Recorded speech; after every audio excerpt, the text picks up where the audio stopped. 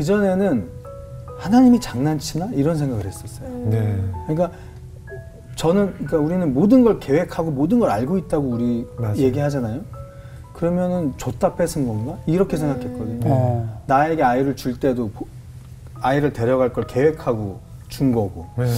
나를 가지고 노시는 건가? 나를 뭐지? 이렇게만 생각을 했는데 내가 울 때 하나님도 같이 울었다고 하시고 내가 가슴 아파할 때 하나님도 너무 가슴이 아팠다고 하시니까 그게 그렇게 위로가 되더라고요. 근데 이제 결혼하시고 또 이제 아내분과 행복한 가정 생활을 이루셨는데 네. 좀 힘든 일이 있었다고 들었어요. 저희가 이제 첫째 아이를 출산을 하고 첫째 아이가 한 5, 6살쯤에 둘째가 생겼는데 그 이제 임신을 하면 병원에 이제 이렇게 정기적으로 검사를 하잖아요. 근데 선생님이 그 양수 검사를 좀 했으면 좋겠다. 이유를 여쭤봤더니 심장이 이상하다는 거예요. 심장이 약간 기형이라는 거죠. 근데 이제 심장이 기형이면 그 다운 증후군일 또 확률이 또 높다고 해요. 그래서 결국엔 양수 검사를 하는 게 이제 다운 증후군인지 아닌지 그걸 확인하려고. 근데 다운 증후군인 걸 양수 검사를 통해서 확인한다고 해도 다른 방법은 없는 거예요. 다른 방법이 없는데 그러면 검사를 왜 하냐 했더니 이제 그걸 보호자가 아기를 지울지 판단하는 목적으로 그래서 저희 검사 안 하겠습니다. 왜냐면 저희가 이제 하나님이 주신 아이를 그럴 수 없으니까. 그래서 검사를 그냥 안 하고 계속 이제 출산일을 기다렸죠. 출산일을 기다렸는데 이제 하루는 그때 이제 대학 제가 심사하고 있을 때인데 전화가 왔는데 의사 선생님이 보통은 의사 선생님들이 이렇게 차분하시잖아요. 이렇게 막 흥분하거나 그러시지 않잖아요.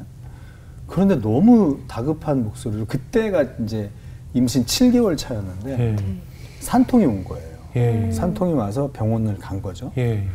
근데 이 의사 선생님이 지금 산모가 왔는데 산모를 살릴지 아이를 살릴지 결정하세요. 그러시는 거예요. 되게 위험한 상황이죠. 그죠? 너무 흥분한 목소리로. 이제 제가 얼음이 됐죠. 근데 상황이 뭐냐면 이제 자연분만을 하면 아이가 위험하고 왜냐면 심장이 약한 아이가 그 자연분만이 되게 힘든가 봐요. 그렇다고 이제 제왕절개를 하기에는 지금 산모가 위험한 거예요. 근데 그때 그냥 2번 생각도 안 하고 산모를 살려달라고 했어요. 그렇죠. 산모를 살려달라고 얘기하고 차를 몰고 이제 그 병원으로 달려가는데 그때는 아이가 어떻게 된다고 생각하니까 너무 가슴이 무너지는데 아내가 어떻게 된다고 생각하니까 운전을 못 하겠더라고요. 이 정신을 못 차리죠. 그래서 부랴부랴 이제 갔는데 다행히 아이가 잘 이겨내서 자연분만으로 이제 태어났어요. 태어났는데 그래도 어찌됐건 심장이 정상이 아니니까 그때 이제 그 중환자실로 소아중환자 서울대학병원으로 이제 이송을 했죠. 이송을 해서 그때부터 이제 병원 생활이 이제 이 아이가 시작이 됐죠. 이제 심장 수술을 해야 되는데 심장 수술을 하려면 아이가 어느 정도 이제 자라야 지금 너무 아기니까 어느 정도 자라야 수술을 할 수 있다고 해서 그때부터 이제 계속 병원 생활을 하고 저희는 계속 병원을 왔다 갔다 이제 했었죠. 그럼 수술 다행히 100일까지 버텼어요. 그래서 그 병원 간호사분들한테 기쁜 마음으로 100일 떡도 돌리고 그리고 나서 이제 아이가 수술할 정도로 자라긴 했는데 의사 선생님이 수술을 못 버틸 것 같다 아이가. 그래서 제가 확률이 1%도 안 되나요? 그랬더니 저를 이렇게 보시면서 교회 다니세요? 그러시더라고요. 그래서 교회 다닌다고 그랬더니 가끔 이제 교회 다니시는 분들이 이제 하나님이 주신 생명에 대한 끈을 놓지 않고 싶어하는 게 있으신가 봐요. 1%라도 확률이 있으면 수술을 해주십시오 이렇게 부탁을 드렸어요. 근데 수술을 이 친구가 이제 그런데 잘 이겨냈죠. 수술하다가 잘못될 확률이 거의 95% 이상이었는데 수술을 잘 이겨냈어요. 예. 그래서 저는 그때까지만 해도 제 안에 어떤 마음이 있었냐면 절대 안 데려가신다라는 마음이 있었어요. 그러니까 저는 하나님이 저희 부부에게 장애아를 주시는 줄 알았어요. 이게 좀 흔한 말로 세상적으로 좀 잘 되고 네. 하는 일도 좀 잘 되고 이러니까 겸손하라고 네.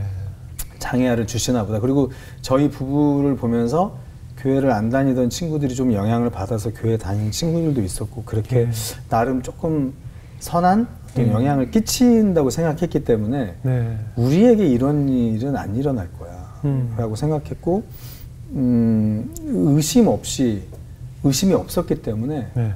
이제 그렇게 수술도 해달라고 했고 그렇게 했었죠. 그런데 수술이 끝나고 나서 며칠 후에 다시 병원에서 전화가 왔어요. 아이가 떠날 것 같다고. 근데 갔는데 그 어린 아이를 이제 그 심폐소생술을 하시더라고요. 심폐소생술을 계속 하다가 더 이상 안 될 것 같다고 해서 이제 이렇게 몸 안에 모든 의료 장비들이 있을 거 아니에요. 네네. 그런 걸 다 이제 다 떼고. 처음이었죠. 걔는 태어나서 계속 의료 장비를 차고 있었으니까 처음 그걸 떼고 이제 아내가 울면서 아이를 처음 그렇게 안았죠. 아이고. 그리고 아내가 저에게 이제 여보도 안아봐. 못 안아봤으니까. 근데 그때 좀 제가 처음에 싫다 그랬었어요. 왜냐면 무섭기도 했고, 왜냐면 이 기억을 갖고 싶지가 않았었어요. 그 느낌. 아이를, 느낌을. 그러기도 했고, 그 순간 원망스럽기도 했고, 하나님이. 그랬었죠. 근데 이제 아내가 다시 권해서 아이를 이렇게 그때 안았었던 기억이 있죠. 수술을 괜히 했나 싶기도 했겠네요. 그렇죠. 수술을 이 어린 생명을 내가 더 괜히 아프게 하고 네, 맞아요. 그런 이게 심장 수술은 전부 완전 개복이기 때문에 되니까. 내 욕심에 이렇게 아이를 힘들게 했나? 아닌데 내 욕심이 아니라 나는 정말 믿었는데 믿고 기도하면 들어주신다고 했는데 내가 무의식 중에 의심이 있었는지 모르겠지만 적어도 나는 정말 믿고 기도했는데 그때 좀 진짜 멘붕이었어요. 그렇겠죠. 하나님에 대한 그때 원망도 되게 컸었고 그랬었죠. 모든 그 슬픔과 화 이런 것들이 하나님한테 다 향해 있었죠. 그랬을 것 같아요.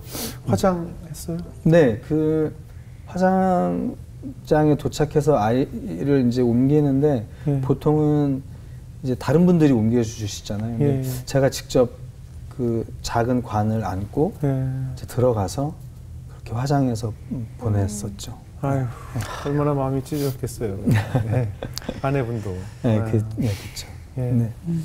그 뭐 시간이 지난다고 사실 잊혀질 수 있는 게 아니잖아요. 그렇죠? 네. 그 아이에 대한 생각, 뭐 그리움 여러 가지 있겠지만 그럼에도 불구하고 하나님께서 또 그 아이를 또 뭐 어떻게 보면 그 아픔을 잊을 만한 또 다른 자녀들의 기쁨을 주셨을 것 같아요. 그 이후에. 네. 그쵸?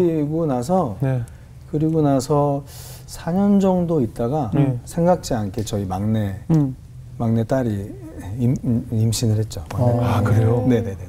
야, 하나님 꼭 그렇게 또 축복을 주시더라고요. 보상을 해주시더라고요. 네, 근데 사실은 그 아이가 태어나기 전에 저한테 큰 깨달음을 주신 일이 있었어요. 그러니까 그렇게 아이를 보내고 너무 힘들었던 차에 이제 기도원을 갔는데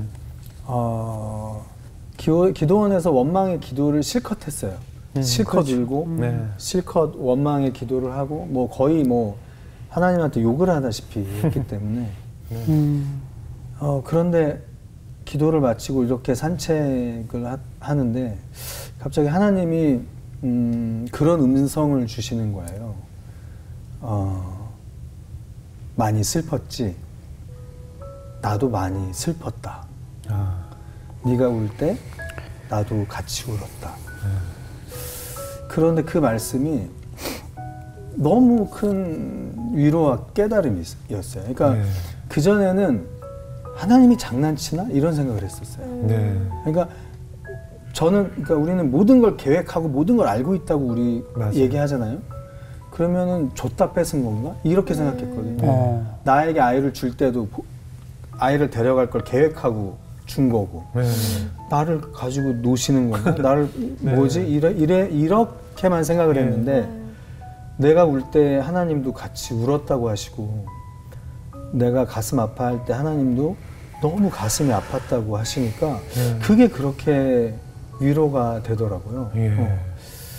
그러면서 그 다음 주신 말씀이 이게 이제 저를 좀 땡하게 했는데 그런데 내가 네 아이를 너는 언제 데려가면 맞다고 생각하니 물으셨어요.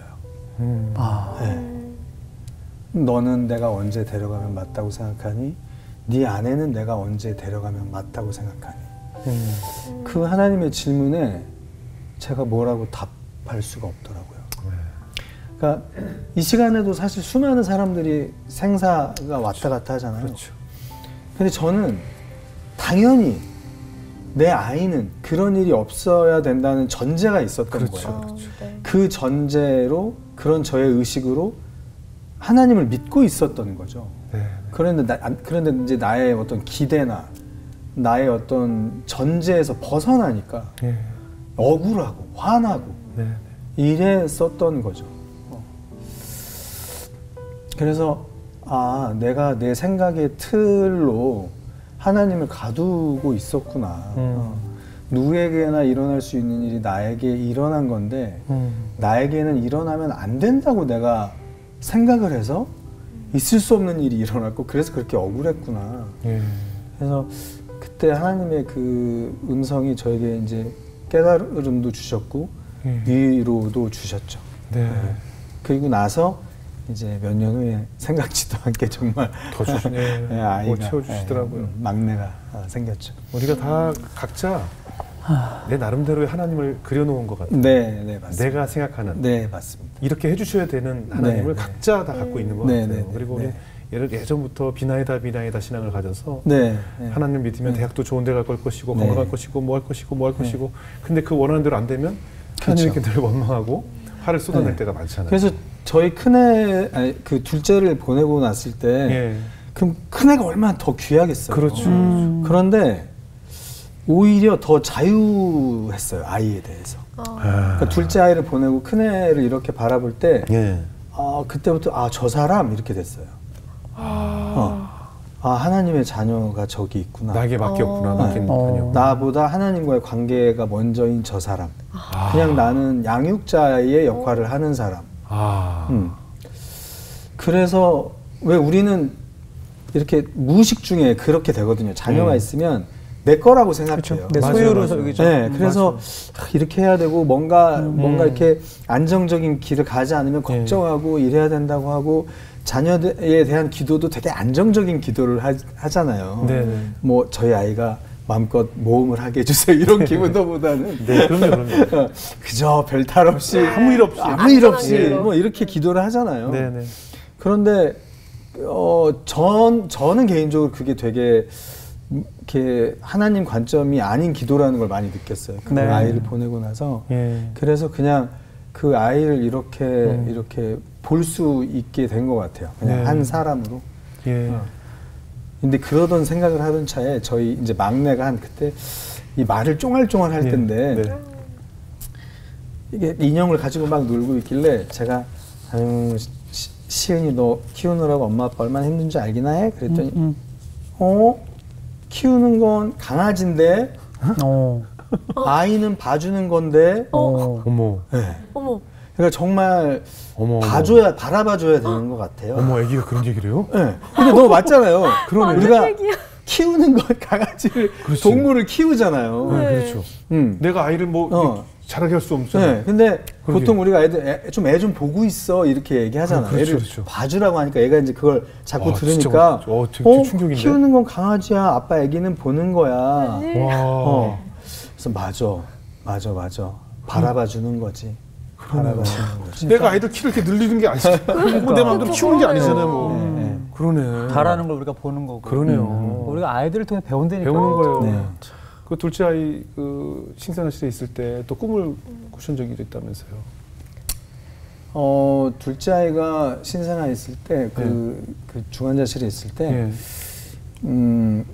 꿈 좀 자세히 얘기해도 돼요? 네네, 자세히 얘기해 주세요. 이게 꿈이 이제 그런 것 같아요. 내 무의식 중에 평소에 생각하던 게 그냥 나오죠. 투영돼서 꾸는 꿈도 있는 것 같은데 되게 하나님이 주신, 제가 어디선가 그런 말을 들었어요. 이렇게 꿈은 하나님이 쓰는 연애 편지다. 그럼 저 꿈은 뭐요? 하나님이 쓰는 연애 편지다. 네. 근데 정말 그런 것처럼 이건 하나님이 주신 꿈 같아. 근데 그 꿈 중에 하나가 그때 아이가 중환자실에 있을 때인데 제가 비행기를 타고 가다가 꿈에서 추락을 해요. 그래서 그 광야에 떨어져요. 광야에 떨어지는데 다행히 이제 사람들이 죽지 않고 막 그 아수라장이 된 거기서 이제 막 힘들어하고 있어요. 그런데 어떤 현자 같은 분이 어떤 사람에게 길을 알려주는 걸 제가 멀리서 봐요. 제가 그걸 보고 뭔지는 모르겠지만 절로 가면 살겠구나. 저 따라가야 되겠다. 따라가야 되겠다. 그래서 그 길을 한참 따라갔는데 어떤 동굴에 도착을 했어요. 동굴에 도착했는데 동굴 안이 너무 아름다운 그 보석들로 가득 찬 동굴이었는데 저 멀리서 빛이 하나 이렇게 저에 가까이 오는데 볼 수가 없겠는 거예요. 눈이 부셨어요? 아니요, 그냥 눈이 부시는 게 아니라 그냥 볼 수가 없겠는데 그 순간 예수님이다. 꿈에서 이렇게 다가오는 존재가 예수님이다라고 느껴지는데 이렇게 대놓고 볼 수가 없는 거예요. 그래서 그 존재가 저에게 가까이 왔어요. 가까이 왔는데 딱 두 마디를 하셨어요. 나는 너와 항상 이야기하기를 원한다. 그리고 네가 본 이곳을 사람들에게 알려줘라. 그리고 이제 제가 그곳을 나와서 다시 그 사고가 난 현장에 가서 사람들한테 저기 가면 살 수 있다. 막 얘기를 하는데 사람들이 잘 안 들어요. 그래서 답답해서 꿈을 이제 딱 깼거든요. 근데 꿈이 너무 생생했는데 그 꿈이 저에게 되게 그 임팩트가 컸던 게 생각해 보세요. 내 아들이 지금 생사의 갈림길에 있는데 꿈에서지만 예수님을 만났잖아요.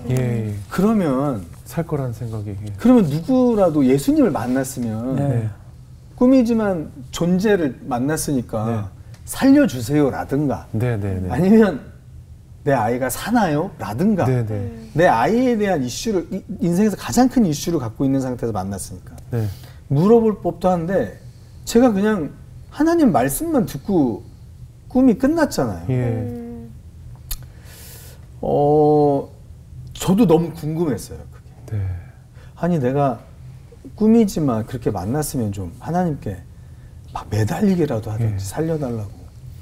근데 어떻게 그러지도 않고 그냥 이렇게 허무하게 이렇게 내가 그냥 하나님 말씀만 듣고 사람들한테 저기를 가면 살 수 있다고 그러고 꿈이 끝났을까 했는데 근데 지금 생각은 그래요. 그냥 비록 꿈이었지만 하나님 관점에서 그 상황을 본 것 같아요.